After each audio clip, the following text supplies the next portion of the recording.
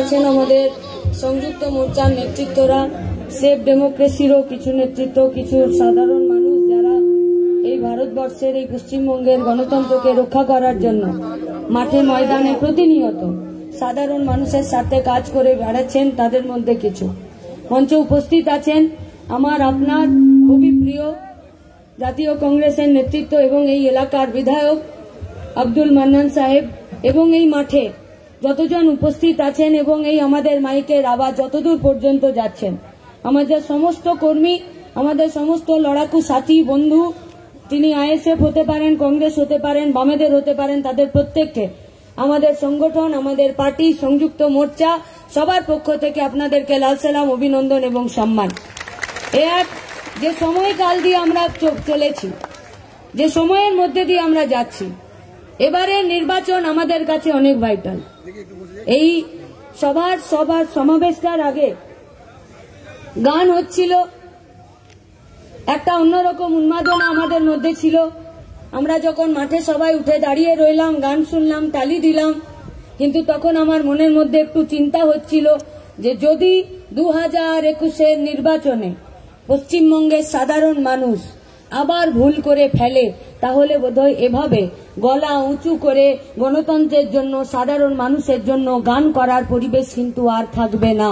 তাই এই মাঠটাকে বাঁচানোর জন্য, এই পরিবেশটাকে বাঁচানোর জন্য আপনি চান বা না চান, আপনি আইএসএফ, কংগ্রেস, বামেদের ঝান্ডা ধরুন বা না ধরুন, আপনি যদি আপনার বাচ্চা মেয়েটার ভবিষ্যৎ চান, আপনি যদি আপনার বাড়ির ছেলেটার একটা কাজের রোজগারের ঠিকানা চান, আপনার বাড়ির যে বয়স্ক মানুষ আছেন তার যদি শান্তিতে সুস্থিতে অন্ততপক্ষে বাকি জীবনটা শেষ করতে চান, তাহলে আপনি চান বা না চান সংযুক্ত মোর্চার পক্ষেই আপনাকে দাঁড়াতে হবে। এছাড়া আর কোনো বিকল্প নেই আজকে পশ্চিমবঙ্গের কাছে। আমাদের লড়াইটা কোনো ব্যক্তি বিশেষের বিরুদ্ধে নয়, আমাদের লড়াইটা কোনো ব্যক্তিকে কেন্দ্র করেও নয়, আমাদের লড়াইটা কোনো মুখের বিরুদ্ধে নয়, আমাদের লড়াইটা কোনো মুখকে কেন্দ্র করে ছবি টাঙিয়ে নয়, আমাদের লড়াইটা নীতির বিরুদ্ধে, আমাদের লড়াইটা পলিসির বিরুদ্ধে। যে নীতি, যে পলিসি আজকে গোটা ভারতবর্ষকে বেঁচে দিতে চাইছে, জাহান্নামের দোরগোড়ায় পৌঁছে দিতে চাইছে, তাদের বিরুদ্ধে আমাদের লড়াইটা। আর সেই লড়াইয়ে পশ্চিমবঙ্গের সমস্ত ছাত্র যুবরা নিজেদের কোমর বেঁধে মাঠে নেমে পড়েছে। তাতে কে কত বাপের বেটা আছে এই মাঠে এসে নেমে দেখুক, জিতবো আমরা, সময়ের অপেক্ষা। দোসরা মে আপনাদেরকে এখানে আরো একটা সমাবেশ করতে হবে, আর সেদিনকে সত্যিকারেরই হুইসেল ওভার কাম গানটা গাইতে হবে। আব্দুল মান্নান সাহেব সামনে থাকবেন, পিছনে সমস্ত ছাত্র যুব শ্রমিক কৃষক মহিলারা থাকবেন। সেদিনের জন্য আমাদের প্রস্তুতি। আচ্ছা, এত লড়াই করার তো প্রয়োজন ছিল নাকি? ভারতবর্ষের মাটিতে, পশ্চিমবঙ্গের মাটিতে जिन लोगों के लिए सरकार है, जिन लोगों के लिए लड़ाई है, जिन लोगों के सामने 2 निवाला अनाज देने के लिए लड़ाई है, आज वही लोग पर्दे के दूसरे तरफ है और पर्दे के सामने सिर्फ अपना हाथ जोड़कर बत्ती सी निकाले हुए, कभी पेट्रोल पंप पर तो कभी गैस सिलिंडारेर डिलारेर बाइरे हाथ जोड़ करे दाड़िये थाकले हय ना। এই যারা হাত জোড় করে দাঁড়িয়ে আছেন, क्या भुलाने के कोशिश में है आप लोग? क्या आप लोग ये भुला सकते हैं कि जो पेट्रोल 35 रुपए लीटर बेचने का बात था, आज वही पेट्रोल आज यहाँ पर 90 रुपए की लीटर बेच रहा है। जो रसोई गैस आप लोग बोले थे कि स्वदेशी जागरण मंचो आसबे, सब स्वदेशी होबे, घर घर मोदी, हर हर मोदी होबे, आज 350 টাকাতে আপনি রান্নার গ্যাসটা পাবেন। আজকে যখন 1000 টাকাতে গ্যাসটা কিনতে হচ্ছে, তখন বোঝা যাচ্ছে রামদেব বাবা শুধুমাত্র শরীর খারাপের জন্য চোখটা বন্ধ করেন না, আসলে উনি বলতে চেয়েছিলেন যা বলছি সবটা মিথ্যে, যা বলছি সবটা মিথ্যে। आज इन लोगों का हंसता हुआ, बत्ती से निकाला हुआ ये तस्वीर, क्या हम लोगों को ये भुला सकते हैं कि जब से ये सरकार चलना है तब से एक के बाद एक राष्ट्रीय संस्था बंद होता जा रहा है। কিন্তু আমরা তো দেখেছি যে এলাকাতে ছোট থেকে বড় হয়েছি কাজ করে, সেই এলাকাতেও একটা কারখানা আছে, আয়রন এন্ড স্টিলের কারখানা, ইস্পাতের কারখানা, কুলটি নাম। কারখানাতে আমার বাড়ির লোকও চাকরি করত। একদিন হঠাৎ করে বাড়িতে নোটিশ এলো যে আমার জেঠুকে ভিআরএস দিয়ে দেবে, ভলেন্টিয়ারি রিটায়ারমেন্ট দিয়ে দেবে। সেদিন আমাদের যৌথ পরিবারে অনেক বড় একটা বিপদ এসেছিল। কেন বন্ধ হয়ে যাবে? এনডিএ গভর্নমেন্টের জোট একের পর এক কারখানা বন্ধ করছে। শুধু কারখানা না, মাটির নিচে যে কয়লা আছে সেই কয়লা তোলার জন্য যে কলিয়ারি আছে সেটা ইস্টার্ন কোলফিল্ড হতে পারে, সেটা বিসিসিএল হতে পারে, সেটা আরো কিছু হতে পারে, সমস্ত কলিয়ারিগুলোকে বন্ধ করতে হবে। ঠিক সেরকমই একটা পরিস্থিতিতে एनडीए गवर्नमेंट जोट तारा ठीक करलो कुल्टी इसको कारखाना बंद करते হবে। ये उन लोगों का कोई ख्याली पुलाव नहीं है, ये उन लोगों का घोषित एजेंडा है। इसीलिए अटल बिहारी वाजपेयी जी बोलते थे कि राष्ट्रीय संस्था चालानो हमारे काज नয়, सरकारेर काज नয় राष्ट्रीय संस्था चालानो। और उनसे 2 कदम आगे निकलते हुए मोदी जी बोलते हैं कि सरकारी संस्थाओं का जन्म हुआ ही मरने के लिए, कोई बचपन में गया तो कोई जवानी में जाएगा। बोले थे ना संसदे, बोले थे तो তাহলে সরকারি জায়গা তুমি চালাবে না, তুমি সরকার থাকবে কেন? তুমি কেন থাকবে সরকার? বলছে না পিএম কেয়ার ফান্ডটা তৈরি করেছি না, তার পয়সাগুলো বিজেপির ফান্ডে ভরতে হবে, তার জন্য সরকারে থাকতে হবে, তার জন্য সরকারে থাকতে হবে। সেরকমই কুল্টি ইস্কো কারখানা এনডিএ গভর্নমেন্টের জোটে বন্ধ করে দিল, লড়াই শুরু হলো। হ্যাঁ, ডিওয়াইএফআই এসএফআই ছাত্র যুব কমরেডরা সাথীরা তারা লড়াই শুরু করেছিল। কলকাতা থেকে কুল্টি পায়ে হেঁটেছে, সাইকেলের পদযাত্রা করেছে, কিন্তু কারখানা খুলতে পারেনি। কবে কারখানা খুললো? যেদিনকে প্রথম ইউপিএ 1 এর জোট তৈরি হলো, বাম কংগ্রেস একসঙ্গে সরকার তৈরি করার জন্য, গোটা পশ্চিমবঙ্গকে গোটা ভারতবর্ষকে চালনা করার জন্য তৈরি হলো। 2008 এর 25 ডিসেম্বর রামবিলাস পাসওয়ান গেল আর কুল্টি কারখানাটাকে খুলে দিল। এটাই প্রমাণ করলো যে এনডিএ গভর্নমেন্টের বাপের এত দম নেই। যদি বাম কংগ্রেস একসঙ্গে দাঁড়িয়ে যায় তো বন্ধ কারখানাও খুলতে পারি। আজকে আবার পশ্চিমবঙ্গের বুকে বাম কংগ্রেস আইএসএফ জোট আবার তৈরি করেছে। যতগুলো কারখানা ওরা বন্ধ করেছে সব কারখানার চিমনি দিয়ে ধোয়া বের করবো আর সাইরেনের সিটি বাজাবো, কাজ করতে ঢুকবে আর কাজ করতে বেরোবে। আমরা কি চাই? কি চাই? सिर्फ मोदी जी को गाली देने से हम लोगों का रास्ता आसान नहीं होगा। सिर्फ ममता जी का और कीर्तन করলেই আমাদের রাস্তা শুরু হয়ে যাবে না। আসল আমাদেরকে যারা এই মাঠে আমরা আছি তাতে আমাদের বয়স 35 হতে পারে, 35 এর নিচে হতে পারে, উপরে হতে পারে, বা অ্যাবাভ 50 হতে পারে, অ্যাবাভ 60 হতে পারে। আমরা সবাই জানি যে আমাদের হাতে কাজ চাই, কাজ। আর কাজ পেতে গেলে सरकारी जायगा चाहिए। और देश का सरकार आज यही उन लोगों का इच्छा है, आज यही उन लोगों का काम है कि सरकारी जगह आज बंद कर दो, बंद कर दो। चाहे वो कोलियारी हो, चाहे वो रेल हो, चाहे वो बीएसएनएल हो, चाहे वो एयरलाइंस हो। आज ये लोग झूठा बोलते हैं राष्ट्रीय पक्षी मोर है, बोलता है ना, हिंदी बुझते पारछेन? राष्ट्रीय पक्षी मोर है, सभी कोई जानता है। राष्ट्रीय चोर कौन है ये तो दूसरा में ही बोलेगा के होवे राष्ट्रीय चोर। झूठ इतना बोलता है कि झूठ बोलते बोलते कब पता ही नहीं चलता कि झूठ क्या है और सच क्या है। और ये दोनों एक साथ बोलते हैं, चाहे वो तृणमूल हो चाहे वो भाजपा हो, दोनों एक साथ बोलते हैं। झूठों ने झूठों से कहा कि झूठ मत बोलना, अंदर झूठों का मंडी लगा हुआ है और बाहर दरवाजे पर लिखा है कि झूठ मत बोलना। इसी तरह पश्चिम बंगाल में भी शारदा नारदा में चोरी करते हुए दुकान काटा बेहाया निर्लज्ज तृणमूल पार्टीटा बोलছে चोरी करो ना, अंदर चोरों का मंडी बैठा हुआ है और बाहर दरवाजे पर लिखा हुआ है चोरी मत करो। এরা আমাদেরকে বলছে মিথ্যে কথার উপরে মিথ্যে কথা, তার উপরে তার। একটা গান ছিল না প্রাক্তনীতে, কথার উপর কথা সিলিং ছুতে চায়, মিথ্যের উপরে মিথ্যে সিলিং না মাথার উপরে আকাশ ছুতে চাইছে ওরা।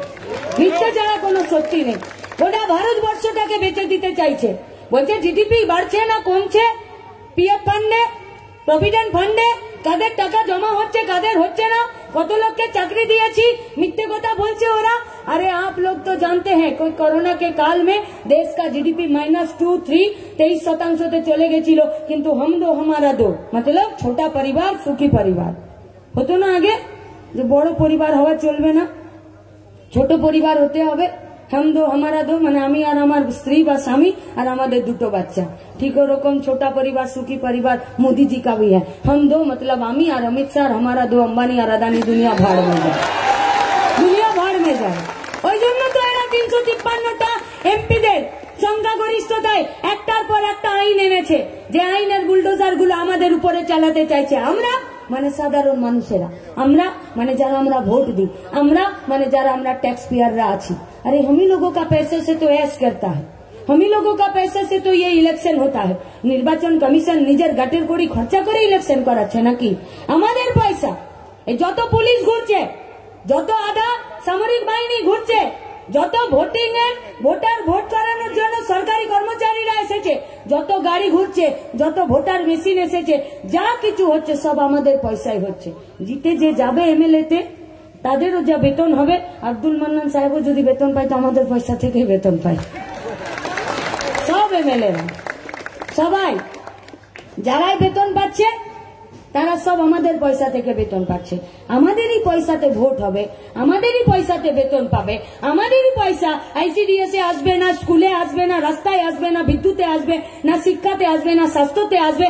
তারপরে ঠিক হবে যে না তোমাদের পয়সা তোমাদেরকে আমরা দেব না। তোমাদের পয়সা কাদেরকে দেব না? যারা দেশটাকে বিক্রি করে দিতে চাইছে, যারা দেশের পয়সা চুরি করে নিয়ে যেতে চাইছে তাদের জন্য, তাদের জন্য আছে। একটার পর একটা মিথ্যে কথা, একটার পর একটা দেশের রাষ্ট্রীয় সংস্থাকে বন্ধ করে দিতে চাইছে। কালা কৃষি আইন, ये কৃষি কানুন, ये किस बात का अंदाजा है? किस बात का? এই কালো কৃষি আইনটা বাতিল হলো কি হলো না, যদি আপনি এখানে ভাবছেন যে আমার তো মাথা খারাপ করে লাভ নেই, কারণ আমার বাড়িতে শুধু টবের উপরে একটু মাটি আছে, আমি তো ফ্ল্যাট বাড়িতে থাকি, তাই না? আমার বাড়িতে শুধু তো একটা টবে মাটি আছে, সেটাতে আমি দুটো গাঁদা ফুল বা অন্য কোনো ফুলের চারা আমি লাগাই। আমার তো মাটি বলতে ওইটুকু, আমি তো ফ্ল্যাটে থাকি। জমি আমার থাকলো কি থাকলো না তাতে আমার কিছু যাই আসে না, যাই আসে কারণ আপনার সিদ্ধান্তের উপরে গোটা ভারতবর্ষের 80% যারা গ্রামে বসবাস করে তাদের পেটের ভাতটা নিশ্চিত করে আছে। সিদ্ধান্ত আপনাকে নিতে হবে, তাদের পাশে আপনাকে দাঁড়াতে হবে। আর আপনার জন্য কেন? আপনার জন্য কেন? আপনার জন্য এই কারণে, কারণ এই কৃষি আইনটা যদি ওরা বাতিল না করে, ওই কৃষি আইনটা বাতিল করার জন্য সরকারটা চেঞ্জ যদি না হয়, তাহলে আপনার এই কাজের জন্য আপনার পাড়ার মোড়ে যে রেশন দোকানটা ছিল সেই রেশন দোকানটাও থাকবে না। আর আপনার পাড়ার মোড়ে বা কোনো একটা বাজারে যে মলটা ছিল, যে মলে ওরা ইচ্ছে মতো চাল ডাল তেল যত খুশি দামে কিনবে বিক্রি করবে, যেটা ছিল সেটা যদি রেশন দোকান না থাকে তাহলে তাদের দামকেও আপনি নিয়ন্ত্রণ করতে পারবেন না। তাই আমার পেটের ভাতের যোগান দিতে গেলে সরকারকে সিধা রাখার জন্য আমাদেরকে কাজ করতে হবে। ये लोग क्या बोलते थे ये लोग है बुड़बक आदमी है, बुड़बक किसान है, लाल झंडा वाला भी बुड़बक है, समस्त श्रमिक কৃষক কংগ্রেস যারা আছে সবাই মিলে একসঙ্গে 500টা কৃষক সংগঠন বসে গেছে, বলছে इन लोगों को समझ में ही नहीं आता है कि কি কৃষি আইন। हम लोग बोलना चाहते हैं कि আমাদেরকে ওরা বুঝতে পারেনি তা নয়, उन लोगों को समझ में नहीं आया ये बात नहीं है, उन लोगों को समझ में आ गया है, यही उन लोगों का दिक्कत है कि আমরা বুঝে গেছি যে আসলে কৃষি আইনটা কি। তাই তো আজকে গোটা ভারতবর্ষের মানুষ এককাট্টা হতে চাইছে কৃষি আইনের বিরুদ্ধে। আমি কেন কৃষি আইনের এত কথা বলছি? এই পশ্চিমবঙ্গের বিধানসভা নির্বাচনে যেখানে আব্দুল মান্নানকে আমি শুধু বলে দিলেই হতো যে 2 নম্বর বোতাম টিপে ভোটটা দিন, 2 নম্বর বোতাম টিপে ভোট দিন। আমাদের এর আগে বলে দিয়েছে যে আব্দুল মান্নানের আগে আমরা এক্স এমএলএ কথাটা লিখতে দেব না, আবার আমরা তাকে এখান থেকে এমএলএ করে আর পাঠাবো। কিন্তু এই পলিসিটার বিরুদ্ধে লড়াই, আর যে পলিসির বিরুদ্ধে লড়াই করতে নেমেছি সেই পলিসির বিরুদ্ধে শেষ পর্যন্ত জান কবুল লড়াই করতে হবে। আর জান কবুল লড়াই করতে গেলে আগে বুঝতে হবে যে আমি কেন লড়াইটা করছি। হই হট্টগোলে হাওয়াতে ভাষণে ভোট হয় না, হই হট্টগোলে হাওয়াতে ভাষণে কীর্তনে গানে চণ্ডী পাঠে মোল্লা মুয়াজ্জিমদের ভাতাতে পশ্চিমবঙ্গের ভবিষ্যৎ নির্ধারণ হয় না। পশ্চিমবঙ্গের ভবিষ্যৎ নির্ধারণ হবে আমরা কি বুঝছি, কি করতে চাইছি আর কোথায় যেতে চাইছি সেটা জানার জন্য। आज 8 अप्रैल बहुत साल पहले आज ही के दिन भगत सिंह और बटुकेश्वर दत्त दोनों एक साथ ন্যাশনাল অ্যাসেম্বলিতে গিয়েছিলেন আর বোমা বিস্ফোরণ করেছিলেন। এমন বোমা বিস্ফোরণ করেছিলেন যে কারো গায়ে এক ফোঁটা চোট লাগেনি। লেকিন বেহরে সরকার ব্রিটিশ তাদের কানে সমস্ত পর্দা ফেটে গেছিল যে আমরা দুটো স্লোগান তুলতে চাইছি, এক ইনকলাব জিন্দাবাদ আর दूसरा সাম্রাজ্যবাদ মুর্দাবাদ। সাম্রাজ্যবাদ का मतलब क्या है? क्या है সাম্রাজ্যবাদ का मतलब? অত বেশি ডেফিনেশনের কচকচানিতে যেতে হয় না। সাম্রাজ্যবাদ মানে এটাই, নিজের থালার ভাতে পেট না ভরে যখন অন্যের থালার ভাত কেড়ে খেয়ে নেওয়া যায় তাকেই বলে সাম্রাজ্যবাদ। আর আজকে এটা ভারতবর্ষের সরকারও করছে, আজকে এটা পশ্চিমবঙ্গের তৃণমূলের কংগ্রেসের সরকারটাও করছে। এরা দুজনে একসাথে সমস্ত রাষ্ট্রায়ত্ত সংস্থা বন্ধ করে দিচ্ছে, বলছে স্কুল কলেজ হসপিটাল থাকবে না, আর সেখানে প্রাইভেট স্কুল কলেজ হসপিটাল থাকবে। কি হবে? কেন এই পলিসির বিরুদ্ধে আমরা রুখে দাঁড়াতে চাইছি? কেন? আপনি আপনার বাচ্চাকে কোন স্কুলে ভর্তি করতে যাবেন, সেই স্কুল যদি আপনাকে বলে 2 লাখ টাকা ডোনেশন দেন, আপনি টেবিল চেয়ার ভেঙে দেবেন না? পাড়ার লোককে নিয়ে গিয়ে যে সরকার আমাদের, আমি ট্যাক্স দিই, আমারই পয়সাতে আমারই ছেলেকে পড়াবে, মাস্টারের বেতন পর্যন্ত আমার পয়সাতে হবে, তুমি কোন হরিদাস পাল 2 লাখ টাকা ডোনেশন নেবার জন্য? কিন্তু যদি প্রাইভেট স্কুল আপনাকে যদি ইংলিশ মিডিয়ামের স্কুল বলে যে 2 লাখ টাকা ডোনেশন নিয়ে আসুন তবে গিয়ে আপনার ছেলেকে ভর্তি নেব, আপনি পাড়ার ছেলেদেরকে নিয়ে যেতে পারবেন? আপনার তখন মাথা চুলকে বলবেন যে কে আছে আমার পাশে আত্মীয় স্বজন যে 2 লাখ টাকা আমাকে ধার দিতে পারবে আমার বাচ্চাটাকে ভর্তি করানোর জন্য। মাস কমিউনিকেশন পড়া, বি ফার্মা পড়া, মেডিকেল পড়া, ইঞ্জিনিয়ারিং পড়া, যে কোনো জিনিসের পড়াশোনা করার কাজে যা খরচ ছিল সমস্ত ইউনিভার্সিটিতে খরচ সেখানে বাড়িয়ে দিয়েছে কে? নির্মলা সীতারমণ না স্মৃতি ইরানি। কোন স্মৃতি ইরানি? 2019-এর ইলেকশনে যারা ভোটে দাঁড়ানোর সময় এসেছিলেন, বলছিলেন আমরা ভোটে দাঁড়াবো। আমরা এই কথা নিয়ে অনেক বক্তৃতা করেছি যে আমাদের দেশের এমন মানব সম্পদ বিকাশ উন্নয়নের মন্ত্রী যাকে বলেছিল তুমি কি পাস করেছো, বললো MA, তারপরে বললো BA, এফিডেভিট করতে গেল বললো HS, ক্ষমা দেমা এখানেই দাঁড়া, মাধ্যমিকে নেমে যাস না, এখানেই নেমে যাস না, কারণ মানব সম্পদ উন্নয়নের বিকাশ মন্ত্রী তুমি আছো। আর তুমি যদি MA থেকে নামতে নামতে মাধ্যমিকে আসো তার মানে সহজেই বোঝা যায় যে JNU, Delhi university, Jamia Millia, Presidency, যাদবপুরের ভবিষ্যৎ কোন দিকে বিজেপির পার্টিটা নিয়ে যেতে চাইছে। এই পলিসির বিরুদ্ধে আমাদের লড়াই, এই পলিসির বিরুদ্ধে, যে পলিসিতে শুধুমাত্র মিথ্যে কথা আছে। তাই সরকারি জায়গাকে ওরা তুলে দিতে চায়, কারণ সরকারি জায়গাগুলোকে যদি ওরা তুলে দিতে পারে তাহলে বেসরকারি জায়গার সঙ্গে সরকারি জায়গাকে রেখে আপনার দর কষাকষির জায়গাটা বন্ধ হবে। তাই এই পলিসির বিরুদ্ধে লড়াই। এই বিজেপির বিরুদ্ধে লড়তে গেলে আপনাকে শক্তপোক্ত হাতে একটা ঝান্ডা ধরতে হবে, সেটা ISF হোক, সেটা কংগ্রেস হোক, সেটা লাল ঝান্ডা হোক, পছন্দ আপনার। কিন্তু আজকে আমরা সবাই একসাথে জোট বেঁধেছি, তাই ওরা আমাদেরকে ভয় পাচ্ছে। আজকে গোটা পশ্চিমবঙ্গ জুড়ে ভয়ের ভেতরে ঘরে যদি কেউ ভয় ঢুকিয়ে দিতে পেরেছে তার নাম হলো সংযুক্ত মোর্চা, আর অন্য কোনো নাম নেই। আর আজকে ওরা ভয় পেয়েছে বলেই ওরা আজকে বিভিন্ন জায়গায় কাজ করছে। দেখেছেন না ফার্স্ট ফেজের ইলেকশনে কি বলছিল? সুশান্ত ঘোষ যেই একবার পিছন ফিরে তাকিয়েছে সব তৃণমূলের বেটা পালিয়েছে, দৌড়ে সব পালিয়েছে।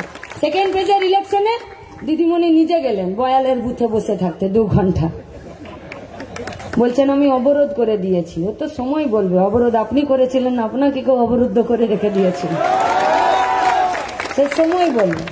থার্ড ফেজের ইলেকশনে ডায়মন্ড হারবারের দুর্দণ্ড প্রতাপ নেতা গুন্ডাকে যাকে বলে তিনি রাস্তায় নেমে গেলেন, বুঝেছেন দলতন্ত্র নয় গণতন্ত্র চাই, গণতন্ত্রকে বাদ দিয়ে দলতন্ত্রের নামে যারা এতদিন ভোট করিয়েছে তাদের কাজকে রাস্তায় বসাতে বাধ্য করে দিয়েছে সংযুক্ত মোর্চা। আর টিভি ক্যামেরাতে ফোকাস করছে গোটা তৃণমূলের পার্টিটা। প্রথমে জেনারেল বেডে ভর্তি হয়েছিল, তারপরে কেবিন ভাড়া নিয়েছে, থার্ড ফেজের ইলেকশনে কোমাতে চলে গেছে, আইসিইউতে ভর্তি হয়েছে। আর 10 তারিখের ভোটে এই তৃণমূলের পার্টিটা মাঠে থাকবে না। কেন থাকবে না? কারণ এরা বিজেপির পলিসিতেই পশ্চিমবঙ্গে চালাতে চেয়েছিল। যদি ত্রিপুরাতে বিপ্লব দেব 90% বেশি পঞ্চায়েতের ইলেকশনে নমিনেশন করতে দেয়নি, উইদাউট কন্টেস্টে জিতেছে, তাহলে পশ্চিমবঙ্গের আমাদের অভিজ্ঞতা তার থেকে কোনো আলাদা নয়। এখানে মমতা ব্যানার্জির সরকারও তাই করেছে। আপনি ভাবতে পারেন বেড়াল বলছে এতদিন আমি মাছ খাবো না, আজ ছবো না, কাশি যাবো। হ্যাঁ, বুথে রিগিং আর ভোট ছাপ্পা ছাড়া যে জিততে জানে না, প্রথমবার বলেছিল দয়া করে আমাকে ভোট দিয়ে দিন, আর আপনাকে কোনোদিন ভাবতে হবে না। আসলে ভাবতে হবে না, রুটি রোজগারের জন্য, পিঠের খিদের জন্য নয়। বলেছিল একবার ভোট দিন, দ্বিতীয়বার থেকে আর ভোট দিতে হবে না। ভোট দিতে দেয়নি। 132টা পৌরসভা আর কর্পোরেশনের ভোট করতে দেয়নি। এই এলাকাতেও যে 3টে পৌরসভার এলাকা এই অংশের সঙ্গে বিধানসভার সাথে যুক্ত, সেখানেও ভোট হয়নি। এতে একটু আগে আমাদের মঞ্চে কেউ বলছেন 29,000 টাকা টেন্ডারটা বলছে নাকি 68 না 69,000 টাকা হয়ে গেছে। নন্দীগ্রামে তাও তো ভালো, এটা পৌর এলাকা, ইট বালি গিটি সিমেন্টের দাম হয়, বাঁশের দাম যে 48 লক্ষ টাকা হয় তো নন্দীগ্রাম না গেলে বোঝা যেত না। একটা খাল আছে, খালের উপরে ব্রিজ হবে, ব্রিজটার জন্য টেন্ডার হয়েছে 48 লক্ষ টাকা। বললো দিদি একবার ব্রিজটা শুধু দেখে আসুন। বললাম চলো, গিয়ে দেখলাম যে কতগুলো বাঁশ বেঁধে আর খালের উপরে আছে। বললাম এত দামি বাঁশ তো আমি গোটা জীবনে দেখিনি, তবে তৃণমূলের বাঁশটাকে দেখে বুঝতে পারছি এ বাঁশের অমনি দাম হয়। শান্তিপূর্ণ সহাবস্থান। যত ভোট এগিয়ে আসছে বলছে তুমি হিন্দু আমি মুসলমান। এরপর তো কোনোদিন বলবে আব্দুল মান্নান সাহেব ফর্সা মীনাক্ষী কালো। তারপরে আবার কেউ এসে বলবে যে সৌমেনদা এতক্ষণ, বলবে সৌমেনদার লাল চুল মীনাক্ষীর কালো চুল। আবার কেউ বলবে ওর টাক মাথা এর বেশি চুল আছে। এবারে ওই সবে ভাগ করবে যখন পারবে না। গোটা পশ্চিমবঙ্গে গোটা ভারতবর্ষে হিন্দু মুসলমানের ভাগ নেই ভাগ। এখানে ভাগ আছে বড় লোক এবং গরিব লোকের, এখানে ভাগ আছে লুটে খাওয়াদের আর খেটে খাওয়াদের। ওই লুটে খাওয়াদের মধ্যেও কিছু শ্রমজীবী অংশের মানুষ যুক্ত হচ্ছে, ওই লুটে খাওয়াদের মধ্যেও কিছু লেবার ক্লাসের, কিছু নিম্নবিত্ত, কিছু গরিব বাড়ির ছেলেপুলেরা যুক্ত হচ্ছে। যুক্ত হয়ে ভাবছে যে চাকরি তো পাবো না, যতদিন আছি একটু এদের সাথে থাকি আর লুটে খাওয়ার চেষ্টা করি। চেষ্টা করে যান, কিন্তু রাত্রিবেলা যখন বাড়ি যাবেন নিজের বাচ্চা ছেলে মেয়েটার মুখের সামনে বুকে হাত দিয়ে দাঁড় করান। আপনার ছেলেটা মেয়েটা যখন বড় হবে, পাড়াতে যখন বেরোবে, যখন জিজ্ঞেস করবে যে তোর বাবা কি করে, সে বুকে ভর নিয়ে অহংকার করে বলতে পারবে তো যে আমার বাবা তৃণমূল করে বা আমার বাবা বিজেপি করে? পারবে না বলতে। কারণ এই পশ্চিমবঙ্গের তৃণমূল আর বিজেপির একটা অন্য নাম হলো শুধু চোর আর চুরি ছাড়া এরা কিচ্ছু করেনি, কিচ্ছু করেনি। তাহলে এই পশ্চিমবঙ্গের মাটিতে যে পলিসির বিরুদ্ধে আমরা লড়তে চাইছি, এই ভারতবর্ষের মাটিতে যে পলিসির বিরুদ্ধে আমরা লড়তে চাইছি, কাজ কারখানা রোজগারের দাবিতে লড়তে চাইছি, জিনিসপত্রের দাম কমানোর দাবিতে আমরা লড়তে চাইছি, সেই লড়াইয়ে আমরা বলছি বিজেপির সাথে তৃণমূলের পার্টিটা লড়তে পারবে না। কেন পারবে না? 276টা বিজেপির ক্যান্ডিডেটের মধ্যে দিদিমণি 147 জনকে ধার দিয়েছে, বলছে ছোট ফুলে বহুত লড়েছে, এবারে বড় ফুলে লড়বে ওরা। আচ্ছা, এমন কোন পার্টি দেখেছেন যে 5টা সাংসদ হয়েছে, এই 1 বছর 1.5 বছর আগে ভোটে জিতলি তোরা, এমপি হলি, আবার ওরাই গিয়ে বলছে আমরা এমএলএ হব। মানুষের প্রমোশন হয় শুনেছি, এখানে ডিমোশন হয় এই প্রথম শুনছি, এই প্রথম। কেন? এদেরকে তো দেশ বাঁচানোর জন্য লড়াই করা উচিত ছিল। কেন বাবুল সুপ্রিয় আজকে সাংসদ থেকে আবার এমএলএ তে দাঁড়িয়েছে? কেন সিঙ্গুরের মাটিতে লকেট চ্যাটার্জি সাংসদ হয়ে আবার এমএলএ সিটে দাঁড়িয়েছে? আর কিছুই না, যেন তেন প্রকারেণ পশ্চিমবঙ্গের গদিতে এদেরকে বসতে হবে। কেন? নামে তো, মুখে তো বলবে রবীন্দ্রনাথের পশ্চিমবঙ্গ, নজরুলের পশ্চিমবঙ্গ, মাদার টেরিজার পশ্চিমবঙ্গ। আসলে ভোটের আগে ইডি সিবিআই দিয়ে কয়লা, বালি, গরু, নারী পাচার, শিশু পাচার, মাটি পাচারের লোকগুলোর মাথায় বাঁদরের মতন একটা ছড়ি বসিয়ে দিয়ে সব মাফিয়াগুলোকে বড় ছাতার নিচে রাখার জন্য বিজেপি আর তৃণমূল একসঙ্গে করেছে। তৃণমূল বিজেপির বিরুদ্ধে লড়তে পারবে না, সে কোমরের মাজা ওদের নেই, নেই ওদের মাজা। আর নেই বলেই প্রত্যেকটা দিন তৃণমূলের পার্টি থেকে সবাই বিজেপিতে যাচ্ছে। এরকম পার্টি দেখেছেন নাকি? বলছে আমাকে টিকিট দেয়নি, কত কান ছিল না চশমা পরে, বলছে কেন টিকিট দেয়নি? বলছে আমার সুগার হয়ে গেছে তাই। বললো কোথায় পাওয়া যাবে সুগারের ট্যাবলেট? বললো বিজেপির পার্টিতে। ও চলে গেল বিজেপির পার্টিতে। পরে আবার কি কি বলেছে সেটা পরের প্রশ্ন, পরে দেখা যাবে। আবার দেখুন, টিকিট দেয়নি সে তো বুঝলাম, গোসা হয়েছে।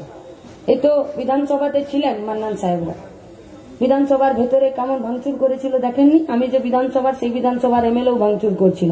আমরা দেখছিলাম যে আমাদের এমএলএটা কোথায় আছে টিভিতে। একজন বয়স্ক এমএলএ ছিলেন, তিনিও বিধানসভার ভেতরে ভাঙচুর করার খুব চেষ্টা করছিলেন, বয়সের ভারে পারছিলেন না। তখন একটা সোফার কোনটা ধরে আর টেনে টেনে আনছিলেন। প্রেস মিডিয়া বলছে দাদা ছেড়ে দিন, আপনি পারবেন না। বলছে না তুই বুঝিস না, একটা কোনাও ছিঁড়তে হবে, নইলে দিদির ঘরে আমার জায়গা হবে না,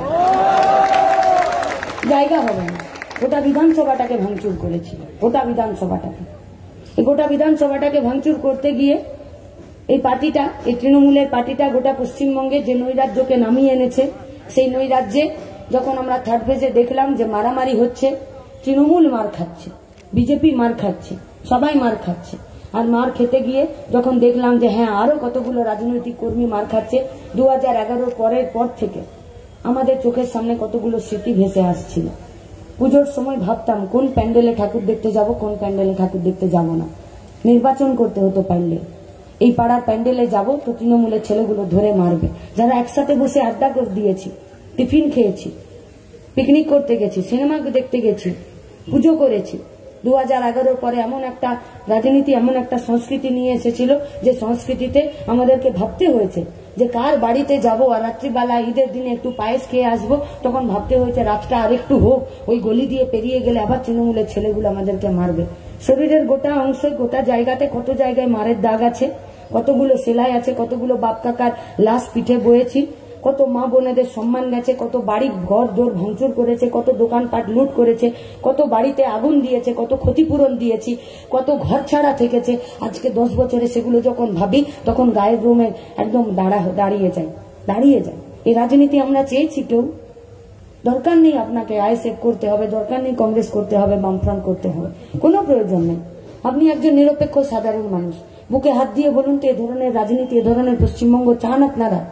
যদি না চান তাহলে আজকে এই পশ্চিমবঙ্গকে এই অবস্থা থেকে বাঁচিয়ে আনার জন্য যারা কোমরের জোরটাকে শক্ত করে আবার দাঁড়িয়েছে তারা হচ্ছে সংযুক্ত মোর্চা। আর তাদেরকে জেতানোর জন্য আপনার বাড়ির আন্ডার 35 35 বছরের নিচে ছেলে মেয়েরা কিন্তু তারা ঠিক করে নিয়েছে এবার ভোট এই অংশে এই বিধানসভা কেন্দ্রে তারা সবাই আব্দুল মান্নান সাহেবকে দেবে। তো আপনার ছেলে যদি ঠিক করে নিয়েছে তার চাকরির প্রশ্নে, তার রুটি রোজগারের প্রশ্নে, তার গতর খাটানোর জন্য একটা জায়গার প্রশ্নে, এসএসসি পিএসসি চাকরিতে ঘুষের পরিবর্তে, স্বজন পোষণের পরিবর্তে একটা নির্দিষ্ট মেধার মান সম্মানের জায়গা নিতে, তাহলে কেন আপনি আপনার ছেলের বিরুদ্ধে যেতে চাইছেন? কেন আপনি আপনার মেয়ের বিরুদ্ধে যেতে চাইছেন? কোন ধরনের তৃণমূলের পার্টি এখানে আমাদের বিরুদ্ধে কথা বলছে? বিজেপির বিরুদ্ধে কথা বলছে, এনআরসির বিরুদ্ধে কথা বলবে। এনআরসির বিরুদ্ধে পশ্চিমবঙ্গে বিজেপির পার্টিটা বলছে আমরা এলে এনআরসি হব, করব আমরা এনআরসি। দিদিমণি বলছেন আমি এনআরসি হতে দেব না। 2004-05 সালে সবার প্রথম পশ্চিমবঙ্গে যদি কেউ এনআরসি চেয়েছে তার নাম মুখ্যমন্ত্রী মমতা ব্যানার্জি, আর অন্য কোনো নাম নেই। আজকে যদি কৃষি আইনটার বিরোধিতা আমরা করছি, মমতা ব্যানার্জির টোটোতে ঝান্ডা বেঁধে এই কৃষি আইনের বিরোধিতা করতে পারবেন না।